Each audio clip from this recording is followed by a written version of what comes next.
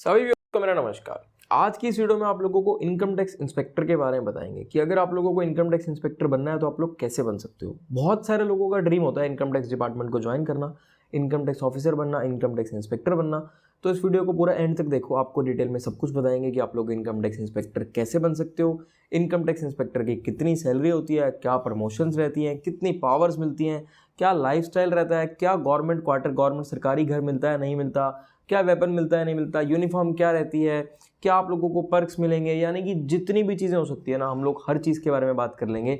क्या फ़ायदे हैं, क्या नुकसान है, इसके प्रॉज एंड कॉन्स, गवर्नमेंट आपको क्या फैसिलिटीज़ देती है, क्या फिजिकल स्टैंडर्ड्स चाहिए, क्या मेडिकल स्टैंडर्ड्स चाहिए, क्या फिजिकल एग्जाम होगा, क्या ये गर्ल्स के लिए सूटेबल है। बहुत सारी लड़कियों का क्वेश्चन रहता है क्या ये पोस्ट गर्ल्स के लिए सूटेबल है।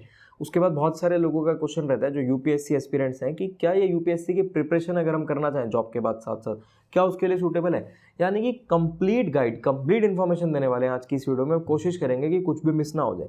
मेन मोटिव ये है कि हम आप लोगों को हर पर्टिकुलर जॉब के बारे में, की जॉब प्रोफाइल के बारे में बताना चाहते हैं ताकि आप लोगों को ईजी रहे उस जॉब को, उस प्रेफरेंस को चूज़ करना। जब आप लोग अपनी सिलेक्शन के बाद पोस्ट प्रेफरेंस फिल करते हो तो आप लोगों को बड़ी दिक्कत होती है। तो हम चाहते हैं कि आप लोगों को ये प्रॉब्लम ना हो, आपको ईजी रहे चूज़ करना कि आप कौन सी नौकरी करना चाहते हो।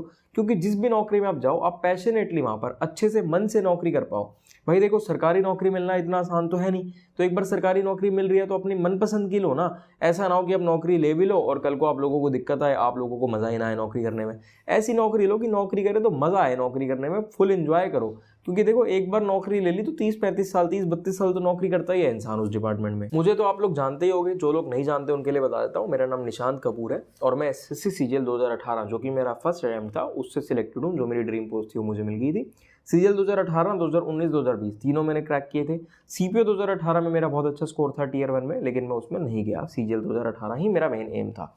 अब बात करते हैं कि जो इनकम टैक्स इंस्पेक्टर है ये कौन से डिपार्टमेंट में होता है, क्या होता है, कैसे इनकम टैक्स इंस्पेक्टर बन सकते हैं। देखो, इनकम टैक्स जो डिपार्टमेंट है ये सीबीडीटी यानी कि central board of direct taxes के अंडर आता है और ये मिनिस्ट्री ऑफ फाइनेंस के अंडर आता है। बहुत ही पावरफुल नौकरी है, बहुत ही ज़बरदस्त नौकरी है। अब बात करते हैं कि इनकम टैक्स डिपार्टमेंट को अगर ज्वाइन करना है तो ज्वाइन कैसे कर सकते हैं, how to become income tax inspector. तो भाई देखो, कैसे ज्वाइन कर सकते हैं, इसको ज्वाइन करने के मैं आपको 3 से 4 तरीके बताऊंगा। सबसे पहले जो मोस्ट पॉपुलर, मोस्ट कॉमन और सबसे बढ़िया, सबसे ज़बरदस्त तरीका है उसके बारे में बात कर लेते हैं। सबसे बढ़िया, सबसे ज़बरदस्त तरीका है through SSC CGL. SSC CGL exam होता है कंबाइंड ग्रेजुएट लेवल। ये ग्रेजुएट लेवल के लोग, यानी कि ग्रेजुएशन के बाद आप लोग इस एग्जाम को दे सकते हो। अगर आप लोग इसको क्रैक करते हो तो आप direct inspector, income tax inspector बन जाते हो। और उस एग्जाम को क्रैक करने के लिए आप लोगों को अगर डिटेल वीडियोस देखनी है तो हमारी स्ट्रैटेजी एंड टिप्स नाम की प्लेलिस्ट है, उस प्लेलिस्ट में चले जाओ। वहाँ पर आपको दुनिया भर की डिटेल वीडियोस मिल जाएंगी जिसमें आपको सारी डिटेल में एक्सप्लेन किया जाएगा।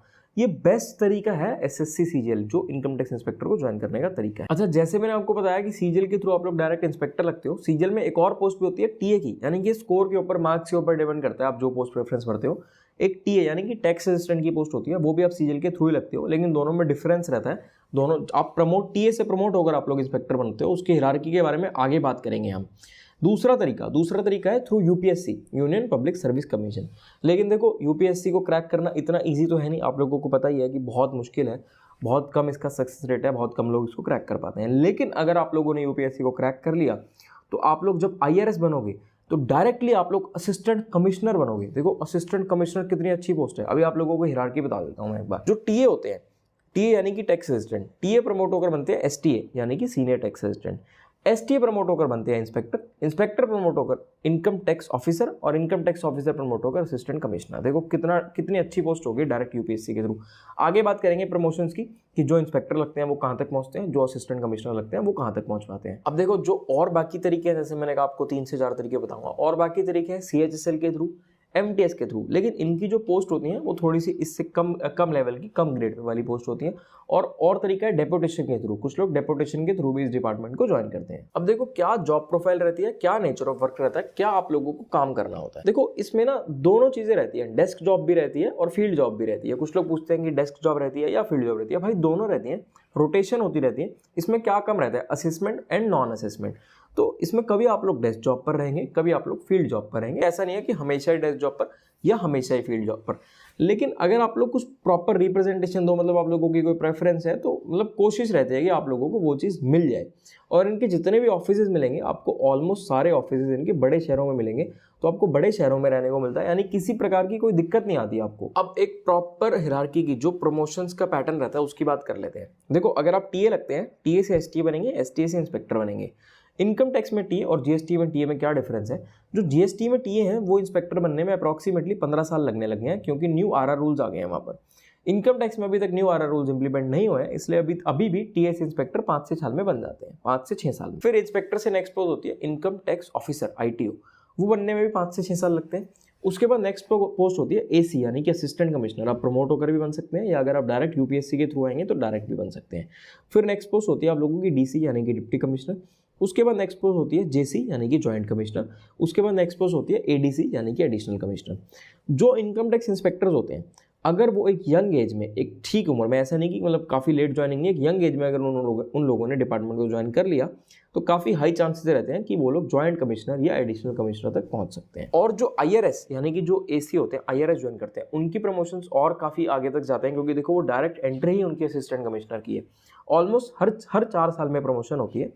असिस्टेंट कमिश्नर के बाद डिप्टी कमिश्नर, फिर जॉइंट कमिश्नर, फिर एडिशनल कमिश्नर, फिर कमिश्नर, फिर प्रिंसिपल कमिश्नर, फिर चीफ कमिश्नर, फिर प्रिंसिपल चीफ कमिश्नर। ये पैटर्न रहता है प्रमोशन का। अब अगर बात करें एलिजिबिलिटी क्राइटेरिया की, तो भाई देखो, eligibility criteria income tax inspector बनने का वही है जो एसएससी सीजीएल को क्रैक करने का है। यानी कि आप लोगों को ग्रेजुएशन चाहिए, आप लोग ग्रेजुएट होने चाहिए, और जो एज लिमिट है, मैक्सिमम एज लिमिट होती है 30 साल। इसके बाद फिजिकल और मेडिकल स्टैंडर्ड्स की बात करें, जो फिजिकल एंड्योरेंस टेस्ट होता है, जो फिजिकल स्टैंडर्ड टेस्ट होता है, तो एसएससी सीजीएल की नोटिफिकेशन में ना कुछ ऐसा प्रिस्क्राइब्ड नहीं है इनकम टैक्स इंस्पेक्टर के लिए। यानी कि कोई ऐसी कोई मेजर डिजीज या कोई ऐसी मेजर दिक्कत नहीं होनी चाहिए। बाकी कोई कोई ऐसा बहुत ज्यादा हार्ड एंड फास्ट फिजिकल या मेडिकल स्टैंडर्ड्स नहीं चाहिए। अब बात कर लेते हैं सैलरी की। देखो, ये लेवल 7 की जॉब होती है income tax inspector, 4600 grade pay की जॉब होती है। अब सैलरी कैसे डिटरमाइन होती है? सैलरी के लिए मैं अलग से, अगर आप लोग चाहोगे आप कमेंट कर देना, अलग से एक सैलरी स्लिप पर वीडियो बना दूंगा आप लोगों के लिए। लेकिन अभी आप लोगों को ब्रीफ में बता देता हूँ। देखो, 3 अलग अलग शहर होते हैं, अलग अलग डिवीजन करी होती है, एक एक्स सिटी, वाई सिटी और जेड सिटी। इन सिटीज़ में अलग अलग सैलरी रहती है। बहुत सारे फैक्टर्स होते हैं। जो बेसिक पे रहती है स्टार्टिंग, वो 44,900 रहती है 4600 ग्रेड पे की। तो अगर मैं एक मतलब नॉर्मल आप लोगों को सैलरी बताऊं, आफ्टर ऑल डिडक्शन, सब कुछ कट कुटने के बाद कैश इन हैंड बताऊं, तो अप्रॉक्सीमेटली 68,000 के आसपास कैश इन हैंड सैलरी आ जाती है। लेकिन इसमें भी बहुत सारे फैक्टर्स होते हैं, जैसे मैंने बताया XYZ सिटीज़ होती हैं। तो उसके लिए अगर आप लोग डिटेल में जानना चाहते हो तो भाई कमेंट कर देना, आप लोगों के लिए डिटेल्ड सैलरी स्लिप पर वीडियो बना देंगे। अब बात कर लेते हैं प्रॉज एंड कॉन्स की, यानी कि फायदे और नुकसान क्या गए। पहले तो भाई फायदे की बात करते हैं, क्योंकि फायदे ही फायदे हैं इस नौकरी में। सबसे बढ़िया फायदा, सोशल रिस्पेक्ट कितनी ज़्यादा मिलेगी आप लोगों को, बहुत इज्जत मिलती है। पावरफुल पोस्ट है, बहुत पावरफुल होती है। जैसे कि आप लोग मूवीज़ में भी देखते होंगे, जो इनकम टैक्स डिपार्टमेंट होता है बहुत अच्छे काम करता है, सर्चिस पे जाता है, रेड्स पर जाता है। आप लोग जैसे मूवीज़ में आप लोग देखते होगी रेड पड़ी हुई है, ये सारी चीज़ें भी इनकम टैक्स डिपार्टमेंट करता है। बहुत पावरफुल रहता है। सैलरी कितनी अच्छी है, उसके बाद प्रमोशनल एस्पेक्ट्स, जो ग्रोथ है, ग्रोथ भी अच्छी है इस डिपार्टमेंट में। और वर्क लाइफ बैलेंस, जो आप लोगों को फैमिली के लिए समय मिलेगा, यानी बहुत ज़्यादा वर्कलोड नहीं है इस काम में। वर्क लाइफ बैलेंस अच्छा है, फैमिली के लिए आप लोगों को समय मिलता है। सैटरडे संडे आप लोगों की छुट्टी रहती है, 5 डेज वर्किंग रहता है। प्रॉपर रिलैक्स जॉब है, मतलब कोई बहुत ज़्यादा दिक्कत नहीं है। और थ्रिल भी रहता है। देखो, जब आप लोग कहीं सर्च पर जाओगे, कहीं जाओगे, तो कितनी पावर है आप लोगों के पास, कितना थ्रिल वाला काम है, मज़ेदार। और अगर नुकसान की बात करें तो कोई एज सच तो कोई नेगेटिव पॉइंट है ही नहीं इस जॉब का। बहुत अच्छी नौकरी है, बहुत लोगों का ड्रीम रहता है।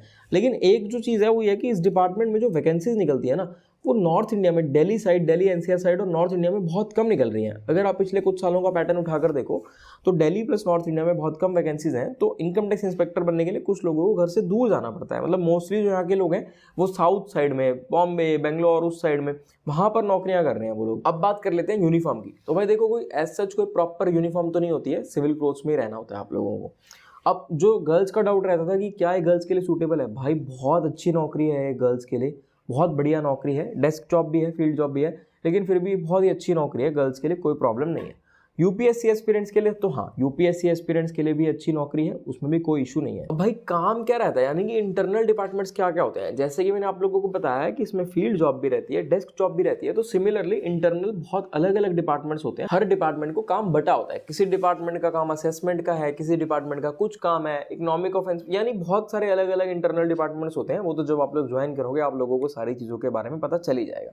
उसके बाद इनकम टैक्स इंस्पेक्टर की ट्रेनिंग भी होती है, बहुत ज़्यादा लंबे ड्यूरेशन की ट्रेनिंग नहीं होती, कुछ समय की ट्रेनिंग होती है, उसमें आप लोगों को सारी चीज़ें सिखाई जाती हैं। मेन जो मैं ये जॉब प्रोफाइल बना रहा हूँ ना, मेरा मेन मोटिव ये है कि मैं आप लोगों तक एक इन्फॉर्मेशन ये पहुंचाना चाहता हूँ कि इस नौकरी में आपको क्या काम करना पड़ेगा, ताकि आप लोगों को आपकी पोस्ट प्रेफरेंस भरने में मुश्किल ना हो, आप लोगों के लिए बहुत ईजी रहे पोस्ट प्रेफरेंस भरना। क्योंकि भाई देखो, जाहिर सी बात है, जैसे कि मैंने पहले भी बताया कि सरकारी नौकरी मिलना इतना आसान नहीं है। ऐसा ना हो कि आप कोई सरकारी नौकरी ले भी लो और फिर बाद में पछताओ। जो सरकारी नौकरी आप लो, मतलब आपका स्कोर अच्छा है, आप पोस्ट प्रेफरेंस भर के जो भी नौकरी लेते हो, वो ऐसी नौकरी लो जिसमें आपको मजा आए नौकरी करने में और आप फ्यूचर में लंबे समय तक उसमें नौकरी कर पाओ। तो मैंने कोशिश करी है कि आप लोगों को सारी चीज़ें बताई जाए। बाकी फिर भी कोई भी डाउट रह गया हो तो कमेंट में पूछ लेना। अगर वीडियो अच्छी लगी हो तो मैक्सिमम लोगों के साथ शेयर करना, मैक्सिमम लोगों तक पहुंचाओ इस वीडियो को। हमारा नया चैनल है कपूर गुरुकुल क्लासेस, उसको सब्सक्राइब करो और शेयर करो मैक्सिमम लोगों के साथ। ठीक है, फिर मिलेंगे आपसे अगली वीडियो में।